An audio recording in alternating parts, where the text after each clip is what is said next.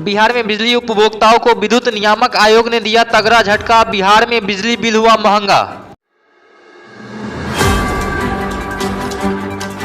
बिहार में विद्युत नियामक आयोग ने बिजली की दरों में 24.01% की बढ़ोतरी का सुनाया फैसला।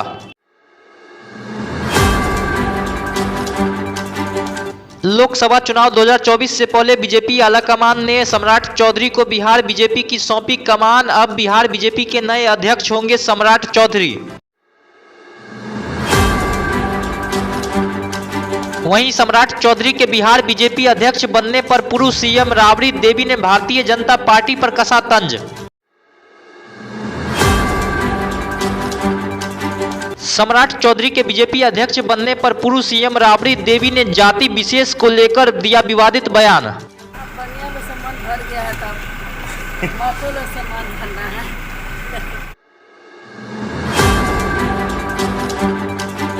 पहले मुलायम सिंह तो अब भगवान श्री कृष्ण को सपने में देख नींद से जागे तेज प्रताप यादव। ट्विटर पर शेयर की वीडियो। तेज प्रताप यादव ने अपने ट्विटर हैंडल से एक वीडियो किया पोस्ट। वीडियो में वे दावा कर रहे हैं कि उनके सपने में विश्वरूप दर्शन योग में अस्त्रों से सुसज्जित भगवान श्री कृष्ण के दर्शन हुए।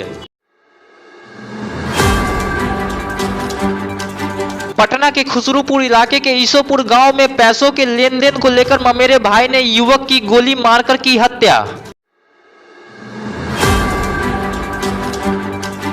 वहीं हत्या कर शव को पंचपुला रेलवे लाइन के किनारे खेत में फेंककर हुआ फरार। मृतक की पहचान 26 साल के नीतीश कुमार के रूप में हुई। आरोपी ने युवक को मारी 4 गोली। पैसों को लेकर था विवाद। सूचना मिलने पर पुलिस मामले की छानबीन में जुटी। बिहार दिवस का क्रेडिट लेने पर शुरू हुई सियासत। बिहार के पूर्व सीएम सुशील कुमार मोदी ने कहा कि सबसे पहले 2005 में बीजेपी ने बिहार दिवस मनाने की शुरू की थी परंपरा।